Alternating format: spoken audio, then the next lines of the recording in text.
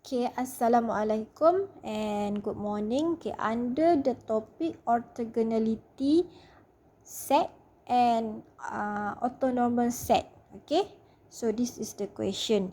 So this is the question lah. You see the E1, so we have V1, V2, V3. So it is asked to find whether V1, V2, V3 will be orthogonal set and orthonormal set. So before we know whether V1, V2, V3 will become orthogonal set or not, okay, orthogonal set or not. So kalau nak tahu, so we need to do the dot product between two vectors. Okay, so we have V1, V2, V3, right? So just only two vectors, okay? Only two vectors. These two vectors, if we get 0, then it is orthogonal. When it is orthogonal, then we can say that these vectors is orthogonal set. So, this is the dot product. Okay, V1 dot V2. So, this is the vector V1 and V2. So, just times it lah. Okay, 1 over 5 times negative 1 over 2. Then 1 over 5 times 1 over 2, then 1 over 5 times 0. Okay, this one. So at the end we sum this equation, we sum it.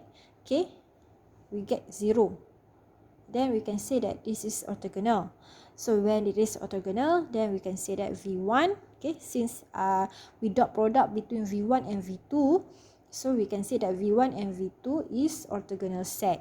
Okay, then let's say, what about V1 and V3? Is it orthogonal or not?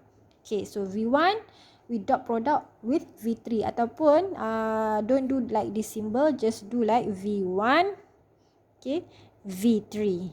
Okay, if this is the symbol for the inner product. So, do like this one lah. Okay, don't do like this lah. Do like this one, okay? Okay. Then, so for the dot product between V1 and V3, we get 0 also.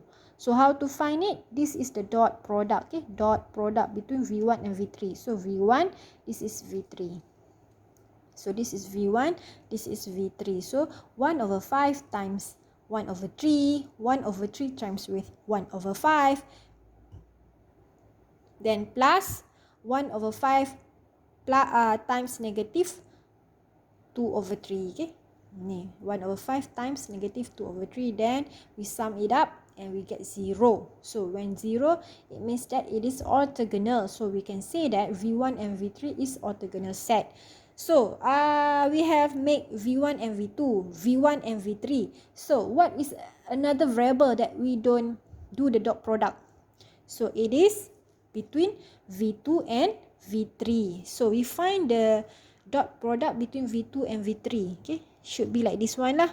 V2, V3. Okay, do like this one. Don't do like this one lah, because this is in the inner product, not in the vectors calculus. Okay, this is my mistake. So do like this one lah. Okay. So for the dot product, so V2 and V3, so V2 and V3, so negative 1 over 2 times with 1 over 3, okay, and then 1 over 2 times with 1 over 3, okay, this one. Then the last one, 0 times with negative 2 over 3. So we sum it up, we get 0. This is orthogonal. Therefore, we can say that the V2 and V3 is orthogonal set. So it means that V1, V2 and V3 is orthogonal set. So kita nak check, okay, whether it is orthonormal ke atau tidak. So since it is orthogonal, it means that this V1, V2, V3, okay, this V1, V2, V3 is orthogonal. So it means that the possibility to be autonomous set is high. So we must check whether it is autonomous set ataupun tidak. Okay? So kalau nak check whether the vectors can be orthonormal or not, okay, we must find the length of V1. Find the length of V1, find the length of V2, find the length of V3. Okay, buat masa ni, let me show the first step. Show the length of V1. So, carilah length of V1. So, V1, the vector itself, dalam tu ada nombor. So, the number itself, we will square it. So, we square first number, second number, and we square for the third number. Then, we do the square root. We get this answer. So, this answer is not equals to 1. Kalau dia orthonormal, the length of the vectors must be equal to 0. Must be equals to 1. Tapi since that, the length of V1 is not the same with 1, therefore, okay, tengok ni, since the length not equals to 1, therefore, we must find the unit vector of V1. Okay, unit vector. Kita kena find the unit vector. So, this is the formula for unit vector. So, this cap means that this is a unit vector. Okay, kita buatlah formula dia. 1 over, this is the V1, the vector for V1. So, this is a vector for V1. You can see this vector for V1 in the question. Okay, and this V1, the length for V1, okay, we take it from here. Okay, then we solve it. So, we get the unit vector of V1. Okay, kita dapat bentuk macam ni. So, this is the unit vector. So, to confirm that this is the unit vector, kita kena confirm. After we get the unit vector, we must confirm first whether it is a unit vector or not.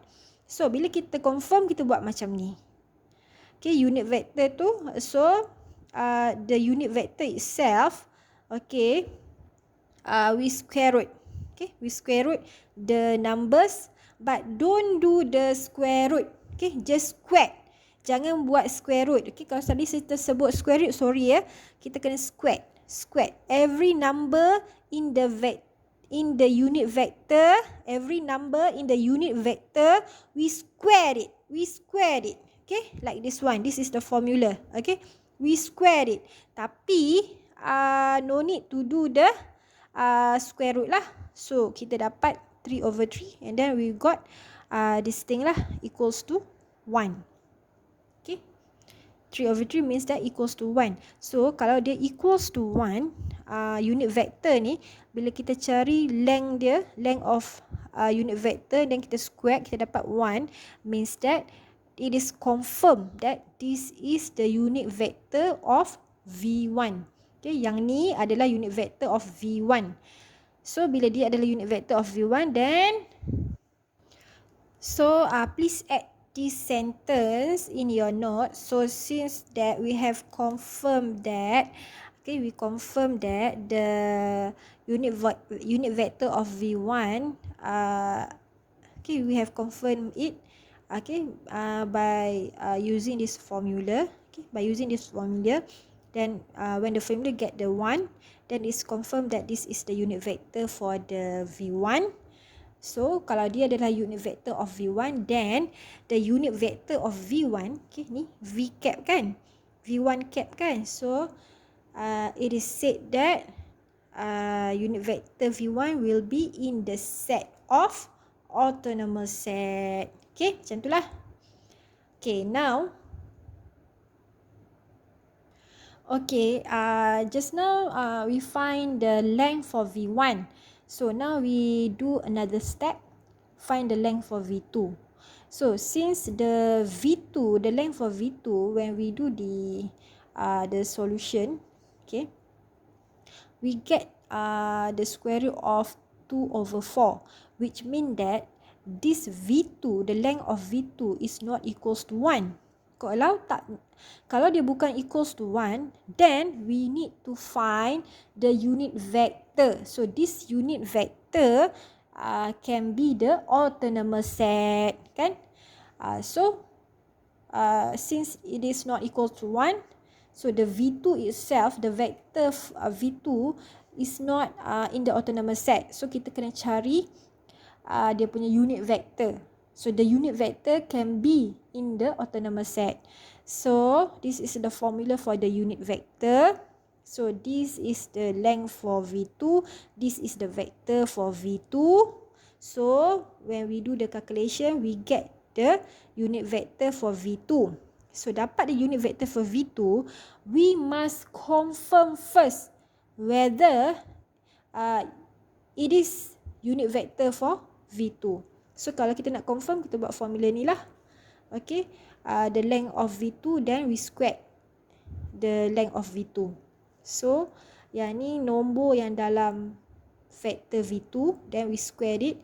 So since we get equals to 1, then we can say that the unit vector for V2 can be in the autonomous set. So since that, therefore the autonomous set is S equals to the unit vector for V1 and the unit vector for V2. Tadi we just confirm that unit vector for V1 ni boleh lah sebab dia dapat 1 kan. So maksudnya kita dapat lah unit vector for V1, and then V2 also kita dapat kan. Sini kita nak yang ni cara dia untuk confirmkan yang unit vector tu wujudlah exist for the vector for V2. So since that V2 pun kita dapat equals to 1 kan, therefore wujudlah. So it means that unit vector for V2 also in the autonomous set. So this is the unit vector for V1, this is unit vector for V2. These two includes in the autonomous set. So let's check for the V3 pula. Okay, untuk V3 kan, V3 length dia, kita kena cari V3 punya length. So since we get this answer, yang ni formula dia lah. Okay, formula untuk length V3 boleh tengok dalam notes. Okay, so vector V3 tu, the number itself, we square it. Okay, we square it. After we get the answer, sorry, I don't put the square root. So please put the square root. Okay, since memang dia punya formula pun memang should be the square root. So we must put the square root. I just forgot to put. So but I put here. So we get the length for V3 is equals for this answer. But this answer is not equals to 1. Therefore, since the length of V3 is not equals to 1, so we need to find unit vector of V3. Okay, unit vector of V3, okay, yang inilah formula dia. So V3 cap means that I name it as the unit vector for V3 lah. So this is the formula. So ni, sorry, satu lagi saya lupa letak, this is V3 lah. Okay, V3, length for V3. So length for V3 just ambil ni lah. So dapatlah yang ni, 1 over for this answer lah, this value lah. And then, so this is the V3. Okay, the V3, you can see lah the value for the vectors for V3, you can get it from the question. So we get, after we solve this one, we get the unit vector for V3. Okay, this is the unit vector for V3. Tapi kita kena confirm before kita kata dia adalah autonomous set.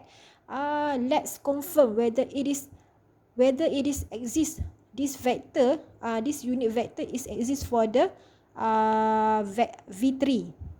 So kita nak check whether dia exist, whether dia memang confirm memang unit vector for V3. Okay, so apa nak buat?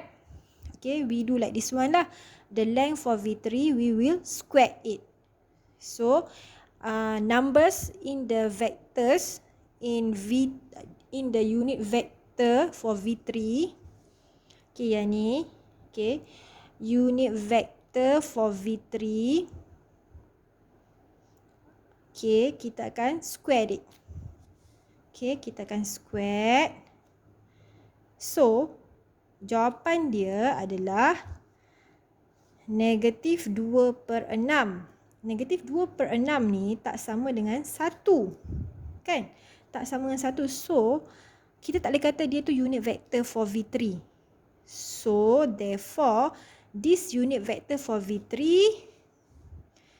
is not in the autonomous set. Jadi apa autonomous set untuk soalan ni? Just unit vector for V1 and unit vector for V2. Okay. Unit vector for V3 memang tak boleh masuk lah dalam autonomous set ni sebab the value for the length of unit vector of V3 square it is not equals to 1. Okay. So only these two vectors dalam autonomous set.